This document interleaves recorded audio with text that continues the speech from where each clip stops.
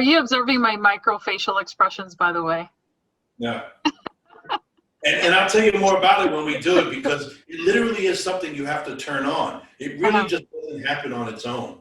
Okay. Because, this is, to tell you the truth, this is the first interview I've done where I'm like nervous. And I think I'm nervous because in the back of my mind, I'm like thinking, is he analyzing my microfacial expressions? No, not at all. It's a lot of smiles though, so that's a good sign. I'll keep smiling then. Hello, everyone. This is Lisbet Marquez with Houston City Beat, and I have with me today Jay Abiona. He is the founder and CEO with Credible Security Solutions here in Houston, Texas. Hey, Jay, how are you today? Hey, Lisbet, I'm doing fine, thank you. Awesome. So I know that today we're going to be talking about how company owners and hiring managers can go about interviewing people and spot what I like to call the Pinocchio in the interview process. And as I understand it, you are an expert at human observation, which makes you very highly qualified to be able to walk business owners through this process to be able to spot these Pinocchios out there. To a degree, I wouldn't necessarily say an expert, but just very observing. And that's what we'll talk about today. And I think everyone who's watching this, who conducts interviews, can learn those same observation techniques. You just kind of need to know what to look for. Okay, perfect. So one of the things that you talk about is how to go about optimizing a room to make it an ideal setting for an interview process. Would you like to talk about that? Sure, absolutely. So think about it. Most interviews, whether it's for a job or even if it's sitting down talking to an employee about something, it's usually done with a boss behind the desk and the candidate or the employee on the other side of the desk. So the issue with that is if we're talking about reading body language, we've already set up a body language that is being blocked. The desk is the actual blocker. So we want to get rid of that desk. So we can't actually move a desk out of a room, but what we can do is move the chairs into the center of the room. So first thing we want to do before we even do that is eliminate any type of interruptions. So whether it's letting managers know, hey, I'm going to be in an interview, just don't knock on the door or don't disturb me, or putting a sign up that says interview in progress. Another thing we want to do is get rid of distractions. So whether it's a pen that they may have clicking or a paper clip that they may be twiddling with, we want to get all of that off the desk because we want to eliminate them using their body language for something else. We want to have body language timely and direct with the questions that we ask, and we want to be able to read it. And then when I say setting up the chairs, this is pretty particular as well. So when I do an interview, I actually set up the chairs in the middle of the room, just a few feet away from each other, facing each other, and I always sit in a rolling chair. And there's a reason for that. And the candidate always sits in a chair, preferably with no armrests and no wheels, because now they have no other choice but to show their full body language, and it's going to make it easier for you to read that body language during the interview. So just setting the interview process up from the beginning can definitely help with conducting a successful interview. Okay, perfect. And what about what if the interview is being conducted virtually? How do you read body language in a virtual setting? Like as an example, right now with the video call we're doing, you can't see anything below my my shoulders, right? So you don't know how the rest of my body is acting or reacting. Absolutely, I can read facial microexpressions though, okay. And I can ask open-ended questions as opposed to close-ended questions, which is going to make you talk more. So Diogenes, who is a Greek philosopher, said that we have 2 ears and 1 mouth. God gave us 2 ears and 1 mouth so that we can listen more than we talk. And in an interview, we really should be doing 20% of the talking, and the candidate should be doing 80% of the talking. So that can definitely help, even on a Zoom call, reading facial microexpressions and asking the right questions. Okay, perfect. And are there laws for, and this was not one of the questions that I came prepared, something off the cuff here. Are there laws about recording? As an example, this call that we're doing right now is being recorded. I know that in certain situations, there are certain states that have laws against recording conversations, but how does that apply to an environment such as Zoom? So every state has a different law regarding that. I mean, some states are a one-party consent, which means if you and I were actually having a conversation, as long as one party knows we're recording, which would be me, then it's okay. I just can't record someone else's conversation without each of them knowing. I mean, whether that's what the law is here in Texas or not, when I do an interview, I actually tell everyone right from the beginning, we're audio recording, we may be video recording, and here's an interview consent form. They read through it, they sign off on it. 99.9% of the people are okay with being recorded.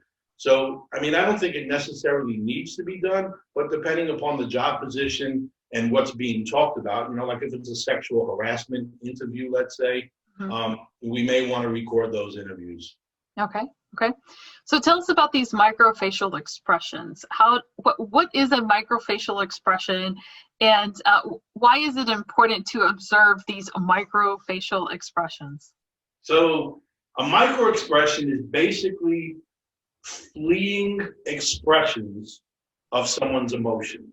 So someone may be saying or thinking something totally different, but their feeling may not match up, and those expressions will come out. So, I mean, there are 7 of them. And when you think about it, our face has 44 muscles, 22 on each side. It's pretty hard to hide those emotions. So, I mean, let's start with the first one, anger. So I may ask someone in a job interview, so you worked at Home Depot, and these are the people you worked with. How did you get along with your supervisor? Good. We got along really good.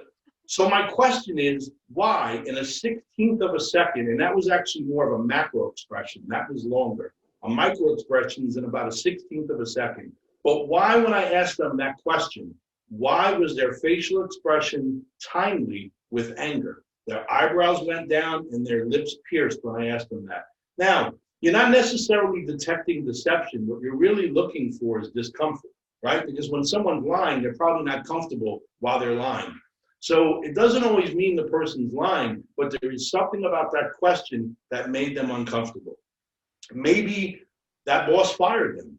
Maybe the boss just didn't like them. Maybe they didn't like the boss. Maybe they were sexually harassed by the boss. But either way, why did they tell me they liked them, but their micro expressions showed anger? So I may dig a little deeper. Why did you like them? Tell me more about your boss. And now we're asking those open-ended questions to have them talking. Another one is disgust. Disgust, and I'm naming 3 of the 7 that are very easy to read. Disgust is easy to read because the nose goes up.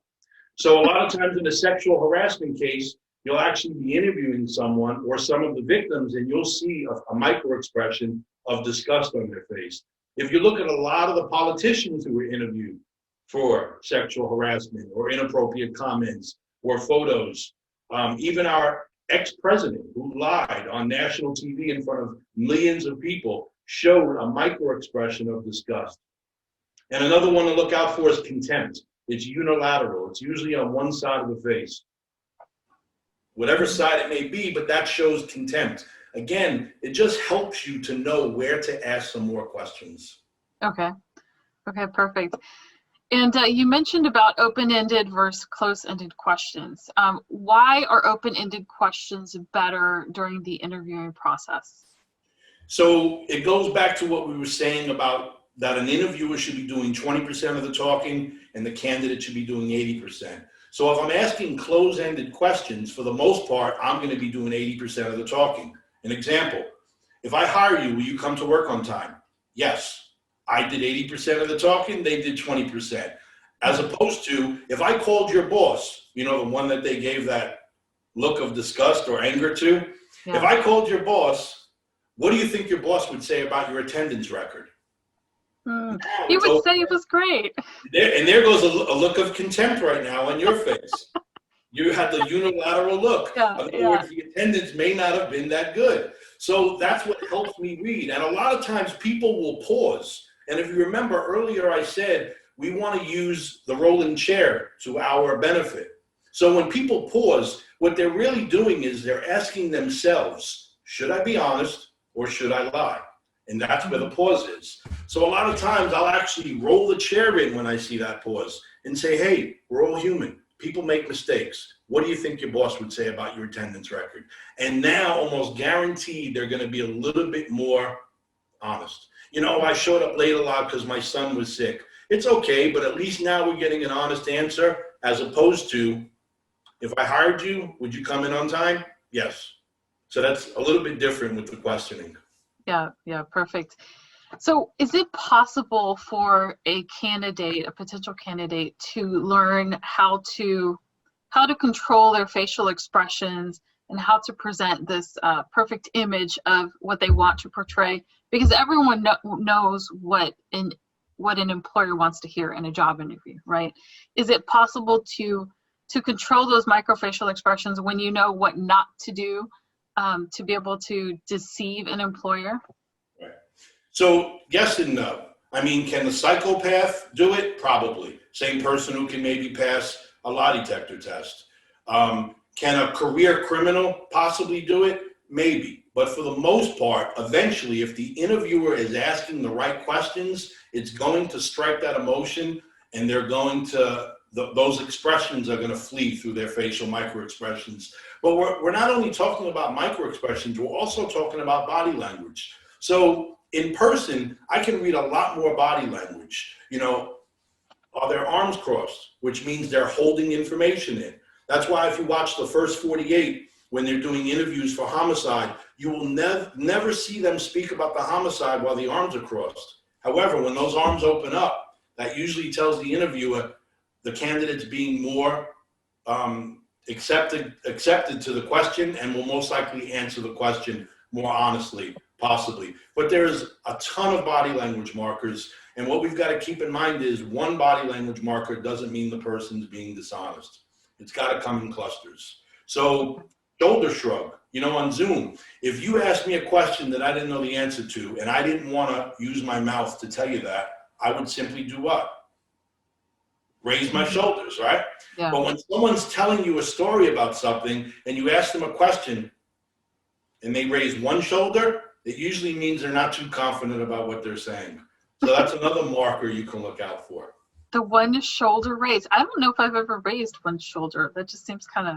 You have, you just didn't see it. Just didn't notice it. I know I raised two shoulders, but that one, I don't know. That's weird. I'll have to look out for that on my own body language to see if I catch myself doing that.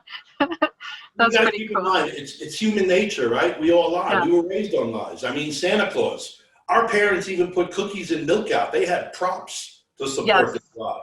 You go to someone's house and they say, "Did you like the dinner?" You're probably not going to say no. You're probably going to say, "Yeah, it was great." See, me on the other hand, I say, "Well, I didn't dislike it." I'm still being honest. I'm just not being as harsh as saying, "No, I didn't." That is true. That's true. So can you tell us about the 3 consent forms that you recommend all employers bring forward? And why are these consent forms an effective deterrent to eliminate the bad candidates? Sure. So I would suggest anyone who's hiring nowadays really needs to always do a drug test, a background check, and possibly a credit check, depending on what the person is being hired for.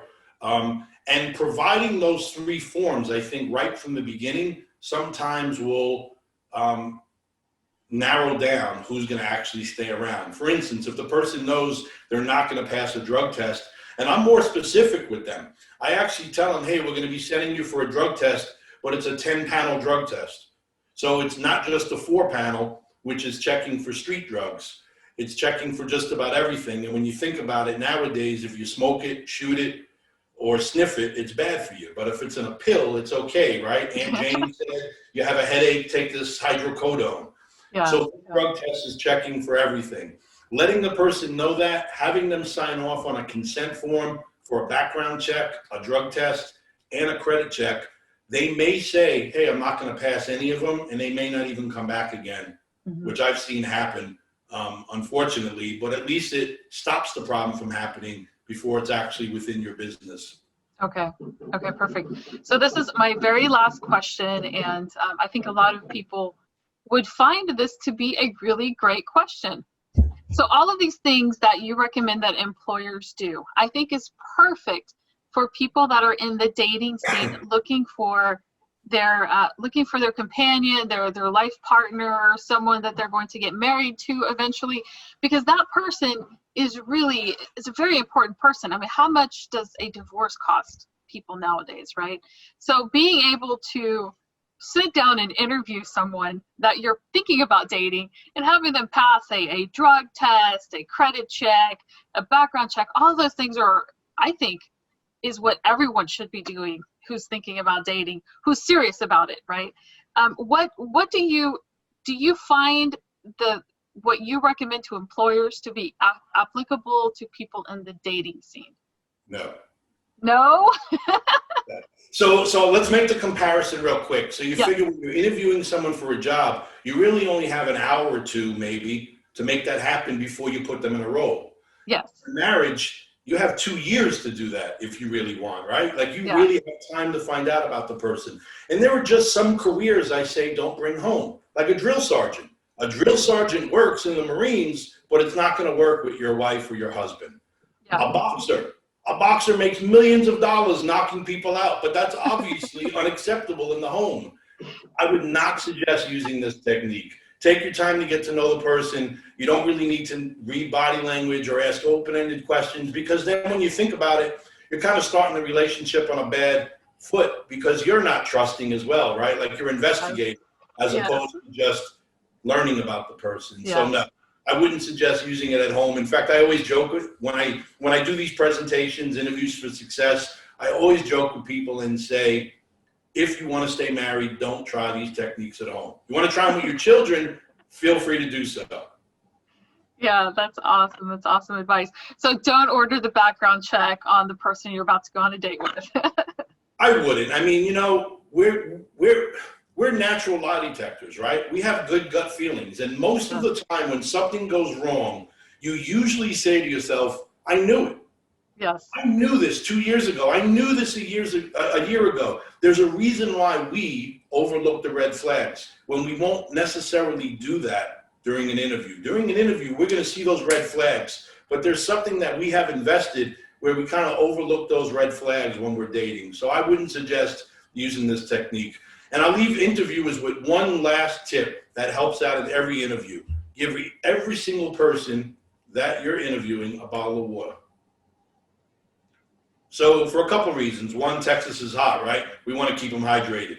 But two, what a lot of people will do, it's what's called a created job. A lot of people who are getting ready to lie will pick up the bottle of water and actually take a drink so they can stall the question. What I've seen people do literally is pick up the bottle, take the cap off, put the bottle to their lips, and then take the bottle away without even taking a sip and put the lid back on. That told me that they had enough time to think of their lie and they didn't even need to drink the water. Wow, that is crazy. So you've actually seen people do this? Actually, if you look at the Clinton interview when he was online being interviewed for sexual harassment, he picked up his can tab. I forgot what it was, whatever soda he had. He picked it up 72 times during the interview. Wow. That's a lot of times to pick up a can of soda. Did he not drink it once, or he would drink it sometimes but not others? Sometimes he would drink it, which I think was stalling the question, and you can see they're pretty timely with some very challenging questions. And then there were times he actually put it to his lips and pulled it away to answer the question. He then later agreed and admitted to lying on national TV. So all those body language markers that he showed, you know, contempt, disgust, praying during the interview when he was answering questions, he was like this most of the time. So what does that mean when someone answers a question and they do this? What is that? Again, one body language marker doesn't mean anything, but when they're in clusters and they come with other things, I'm looking at all of it, really. Okay. I mean, I'm looking at the way they're sitting. You know, if someone's sitting up straight during an interview when I'm asking them questions that they're confident about, then for the most part, they're being honest. If I ask them a question about why they got terminated and they instantly slouch down in their chair, what made them slouch down during that question? They're probably not going to be honest with the answer. Yeah. So again, nothing is 100% guaranteed, but it definitely gives you more of an observation technique, more of something to look out for if you know what you're looking out for during these interviews. Okay, perfect. And how could we find you, Jay, on the World Wide Web? Any social media platform, I'm there. LinkedIn, we're pretty heavy on. Facebook, we're pretty heavy on. So you can obviously just search me, Jay Abiona, or Credible Security Solutions. And keep in mind that November 30th is actually National Honesty Day. Okay. So we're going to be posting a lot of videos on these same techniques also, talking about honesty, how to detect deception, and how to be a better interviewer. So keep a lookout on social media. November 30th is National Honesty Day. Perfect. We will keep a watch on that National Honesty Day and do our best every day to be as honest as possible. Awesome. Now, if we can get the news and politicians to do that, we would be straighter than 6 o'clock. Yeah, I don't know if that's ever going to happen. That's too much to ask for. Well, thank you very much, Jay. This has been an awesome interview. I really appreciate your time, and we look forward to continuing to support your efforts here at Houston City Beat. Appreciate it. Thank you, Lisbet, for having me. You have a wonderful day. All right, you too, Jay. Thank you.